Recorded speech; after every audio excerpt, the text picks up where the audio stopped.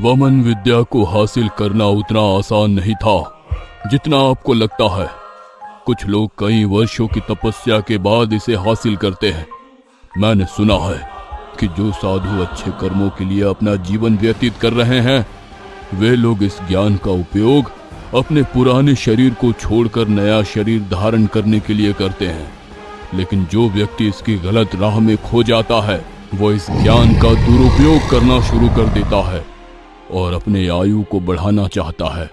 शायद नाना भगत की माँ को जिस साधु ने यह ज्ञान दिया है, वह नाना भगत की माँ के प्यार में पागल हो रहा होगा और इस महिला को वासना की तृप्ति पर उसने ये विद्या उपलब्धि में दी होगी।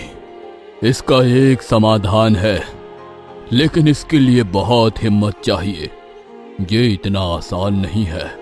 चंद्र ग्रहण की वमन विद्या को समाप्त करना है तो उस जगह पर फिर से जाना होगा। इतना ही नहीं, आपको उस भयानक अनुष्ठान के स्थान पर जाना होगा। उस कुएं में आपको फिर से लटकना होगा। उसी दिन अर्थात चंद्र ग्रहण के दिन आने वाली पूर्णिमा के समय उस स्थान पर जाकर तुम दोनों में से कोई एक फिर से उसी विधि से निकलने की रस्म का सामना करना होगा। वो वमन विद्या का सामना होगा। इस कहानी के लेखक है संतोष देशपांडे। इस बार आपको अपने बाल काटने होंगे और आप पूरी तरह से गंजे हो जाएंगे। हड्डी का वो भाग जो आप समाधि से लाए हैं, इसे मुझे दे दो। मैं इस हड्डी से एक धारदार हथियार बनाऊंगा। इस अस्त्र पर एक मंत्र उत्कीर्ण होगा। मैं आपको वो मंत्र बताऊंगा जिस समय वो नाना भगत यति के रूप में आएंगे और आपको निगलने की कोशिश करेंगे। साथ ही मंत्र का उच्चारण अपने मुख से करना होगा। इस अनुष्ठान की शुरुआत में आपको दिए गए एक बहुत तेज हथियार को अपने गले में एक गोप में बांधना होगा। नाना भगत जिस तरह से अपना रूप बदलकर यति रूप धारण कर लेंगे, उसी समय यह अस्त्र भी मंत्रों के जाप से अपने सूक्ष्म रूप को बदलकर एक बड़े रूप में बदल जाएगा। इतना ही नहीं, कुएं में 2 भैंसे के खून से नहला रही नाना भगत की मां को आपको तुरंत नाना भगत के मरने के बाद उसके खून के हिस्से से उसके शरीर पर फेंकना होगा। जब उसकी मां के शरीर पर खून गिरेगा तो वो भी एक बूढ़ी औरत के रूप में से एक सुंदर युवती के रूप में आएगी। जिस तरह नाना भगत यति के रूप से अपने रूप में आता था, वह बुढ़िया एक युवती के रूप में आएगी। तब यह अनुष्ठान पूरा हो जाएगा और उसके बाद भयानक महिला एक बूढ़ी औरत में बदल जाती है और वो एक युवा महिला का रूप लेती है। जो मैं काला गोप आपको दे रहा हूं, वो रहस्यमयी है। भले ही वो छोटा हो, उसके गले में एक फंदा बन जाएगा और तब तुम्हें उसी स्त्री को उन 100 से भी ज्यादा लोगों के दफन के स्थान पर ले जाना होगा। उस कुएं से खून से भरी बाल्टी साथ होनी चाहिए। उस स्त्री द्वारा उन 100 से भी ज्यादा समाधि के स्थान पर रक्त छिड़कने के बाद वहां की आत्माएं पूरी तरह मुक्त हो जाएंगी। जैसे ही आत्माएं मुक्त होती है, नाना भगत, उनके घर की 3 महिलाओं और उनकी मां का जीवन इस अनुष्ठान से छोटा हो जाएगा और उनका जीवन समाप्त हो जाएगा और वे सभी एक ही कुएं में भयानक तरीके से दफन हो जाएंगे। ये सब भयानक प्रकार सुनकर हम चौंक गए। मैंने और करण ने कहा कि हम दोनों इस जगह पर जाना चाहते हैं। स्वामी जी द्वारा दिए गए हड्डी के उस छोटे से टुकड़े से बने हथियार को ले जाना बहुत जरूरी है। 3 दिन बाद हम उस हथियार को अपने साथ ले गए और एक बार फिर हम सब धीरज के पास आ गए। धीरज को सभी घटनाओं के बारे में और उस आत्मा के बारे में भी बताया गया जो हमारा पीछा कर रही थी। राजू परब की आत्मा हमारा पीछा कर रही थी। यह जानकर धीरज को बहुत बुरा लगा। धीरज ने हमारे पीछे खड़े राजू परब की आत्मा की ओर देखा। हम तीनों ने मिलकर उसे मुक्ति दिलाने की शपथ ली। आने वाली पूर्णिमा के मध्य रात्रि ग्रहण के दिन तपस्वी स्वामी जी द्वारा बताई गई कथा पूरी हो जाए और नाना भगत और उनकी मां को उनके परिवार के साथ भयानक सजा के साथ इस दुष्ट कयामत से आत्माओं को बचाया जाए, यह हम चाहते थे। पूर्णिमा का दिन आ गया था। आज रात चंद्र ग्रहण था। धीरज ही एकमात्र व्यक्ति था जो हमारे पहले स्थानांतरित क्षेत्र में काम कर रहा। हम उसके साथ क्षेत्र का फिर से सर्वेक्षण करने में तैयार थे। हम धीरे धीरे पहाड़ी से उस बूढ़े जी के घर की ओर बढ़े। उसके घर के पास पहुंचकर हम अगली पहाड़ी को पार करके उस भयानक नाना भगत के खेत में जाना चाहते थे। मैंने उस बूढ़े को तपस्वी स्वामी जी के साथ हुई सारी घटनाएं बताई। इस बात से वो बहुत खुश हुए। वे जानते थे कि यह सब ठीक हो जाएगा। जैसे ही हम जा रहे थे, उन्होंने हमें उनका काम तमाम करने के लिए कहा। मैंने बूढ़े से बात करते हुए उनसे पीने के लिए पानी मांगा।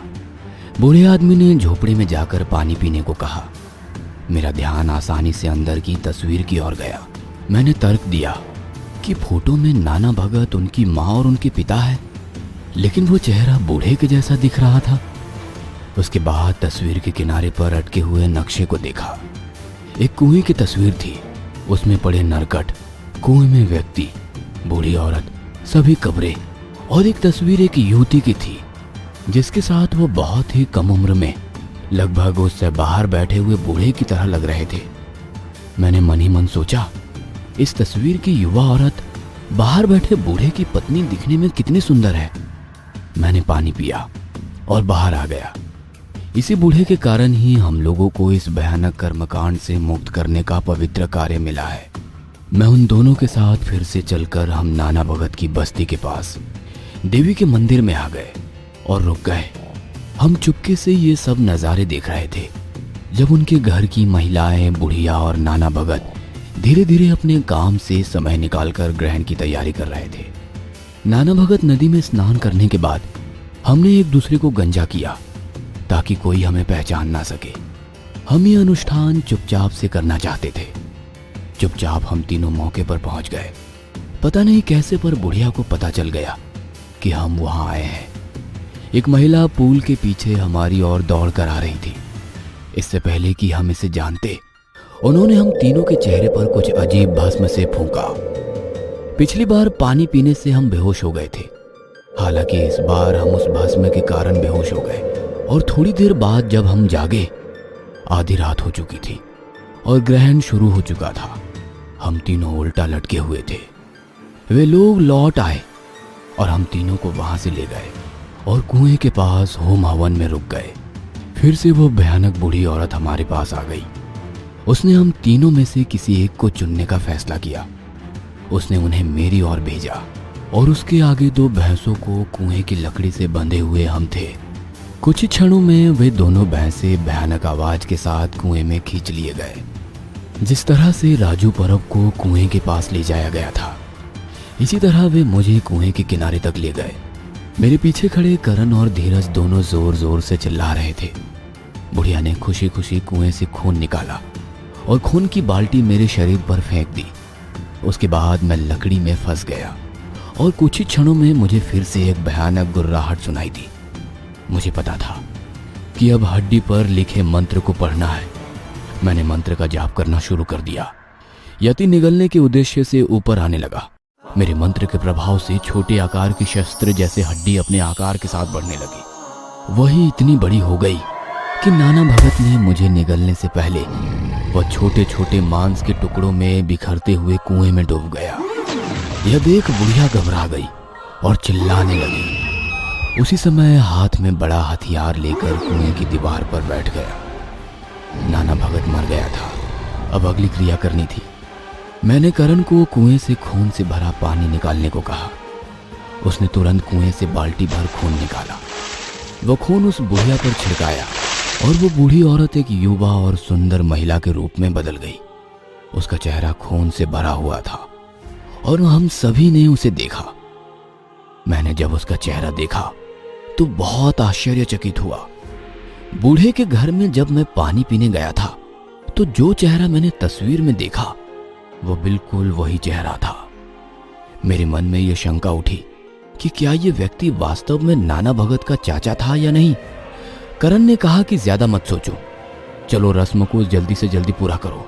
उसी समय मैंने स्वामी जी द्वारा दिए गए गोप को बाहर निकाला और गोप का फंदा युवती की ओर फेंक दिया।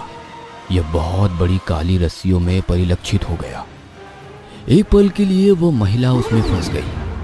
वह बाल्टी खून लेकर मैं फिर से उस जगह की ओर चल पड़ा जहां 100-150 समाधि थी।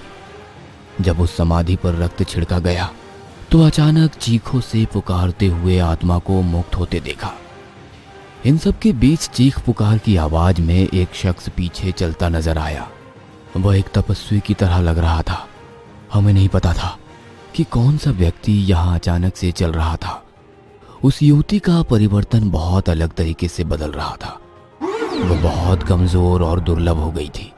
साथ ही उनके साथ रहने वाली महिलाएं भी उसी तरह कमजोर और दुर्लभ होती जा रही थी। करण और धीरज दोनों ने कहा कि पीछे से एक अजनबी सा आ रहा है। वह अपने साथ रस्सी से बंधे लोगों को लेकर आ रहा था, जो लोग नाना भगत के पास थे और इस रस्म में बुढ़िया की मदद कर रहे थे। धीरज ने कहा, सावधान रहो। तब नाना भगत की युवा माँ, जो बहुत कमजोर अवस्था में थी, वह मृत्यु के कगार पर थी। उसने उस व्यक्ति की ओर देखा और कहा, क्या तुम इसके पीछे हो? मैं तुम्हें नहीं छोड़ूंगी। मैं फिर से आऊंगी। जब हमने उस आदमी को देखा तो हम पीछे हट गए और उस आदमी ने हमारे पास की बाल्टी से खून बंधे हुए लोगों पर फेंक दिया, जिन्हें उसने रस्सी से बांधा था। वे सभी कमजोर और दुर्लभ व्यक्तियों में बदल गए। चंद्र ग्रहण के बाद वह व्यक्ति और उसका चेहरा साफ हो गया। हम उस चेहरे को देखकर डर गए थे, क्योंकि वह व्यक्ति कोई और नहीं बल्कि नाना भगत के चाचा पहाड़ी की तलहट पर रहने वाले वो बूढ़े आदमी थे, जिन्होंने हमें स्वामी जी के पास भेजा था। हमने उस बूढ़े से कहा, आप वास्तव में कौन हो? आप नाना भगत के चाचा हैं या कोई और? तब उस व्यक्ति ने कहा, मैं अघोरी हूँ। मैं आपको पहले ही बता चुका हूँ कि नाना की माँ ने एक अघोरी को अपने सौंदर्य के जाल में फंसाकर ये वमन विद्या का रहस्य प्राप्त किया था। वो अभागा व्यक्ति मैं हूँ। ये महिला मुझे अपने रूप के जाल में फंसाकर मेरे मन को मोह रही थी। उसने मुझे रिझाने के लिए अपनी सुंदरता का इस्तेमाल किया और मेरी मंत्र विद्या सीखी। इस महिला ने मुझे अपने ही जाल में खींचकर धोखा दिया और मैं अपनी ही वासना से इस महिला के जाल में फंस गया। इस भयानक महिला ने मेरी विद्या पर कब्जा कर लिया और मैं इसे किसी भी तरह से उसे वापस नहीं पा सका, बल्कि उसने इस रस्म में मेरे सामने ही अपने पति को मार डाला और वो मेरे साथ रहने लगी। कुछ दिनों बाद इस भयानक महिला ने मेरे लिए आवश्यक तंत्र साधना बदल दी और मुझे पहाड़ के दूसरी तरफ एक तस्वीर में कैद कर दिया। इसलिए मैं उस झोपड़ी से कहीं नहीं जा सका। इसलिए मैंने उसे केवल एक श्राप दिया कि तुम बुढ़िया के रूप में बदल जाओगी और मेरा ज्ञान तुम्हारे पास नहीं रहेगा। तब इस भयानक महिला ने अपने बच्चे को अपने वमन विद्या के बारे में तंत्र सिखाया। उसका नाम नाना भगत था। वह अपने ज्ञान से लोगों को निगल कर अपनी माँ को खून का हिस्सा दे रहा था। इसके सेवन से उसकी उम्र लंबी होती जा रही थी। इस प्रकार इन कार्यों में सहयोग करने वाले प्रत्येक व्यक्ति की आयु प्रत्येक ग्रहण पर बढ़ती जा रही थी। मैं राजू परब और तुम्हें इस जगह पर जाने से बचा रहा था, लेकिन राजू ने नहीं सुनी और वो मर गया। मैं जानता था कि तुम इन लोगों को दंड देना चाहते हो और मैं भी अपने अच्छे कर्मों से उस यति की वमन विद्या को फिर से पा सकूंगा जो मुझसे छीन ली गई थी। इसलिए मैंने तुम्हें जंगल के तपस्वी स्वामी के पास भेजा। लेकिन मैं ये सब बातें बता नहीं सका। जिस समय नाना भगत का खून इस महिला के शरीर पर लगेगा, तब वो वमन विद्या से यति बन जाएगा। उसका खून इस बुढ़िया के शरीर पर लगते ही मैं इस जगह से मुक्त हो पाऊंगा और यहाँ आऊंगा। आज सही मायने में मैं अपने वमन विद्या के ज्ञान का वो हिस्सा वापस पाकर संतुष्ट हूँ जो मुझसे भटक गया था। जब तक चंद्रमा अस्त होगा तब तक ये सभी बुरी शक्तियां चली जाएंगी और यहाँ की सभी समाधियां कुछ ही क्षणों में अदृश्य हो जाएंगी।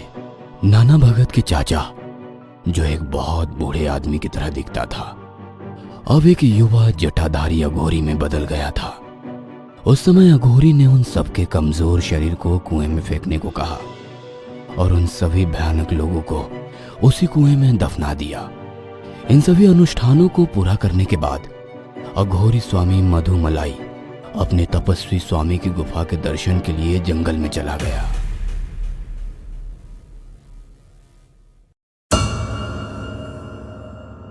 ये कहानी आपको अच्छी लगी हो तो हमें सब्सक्राइब करें, हमारा इंस्टाग्राम और फेसबुक पेज जरूर फॉलो करें। अगर आपके पास ऐसी ही कोई कहानी हो तो हमें कमेंट बॉक्स में भेजें।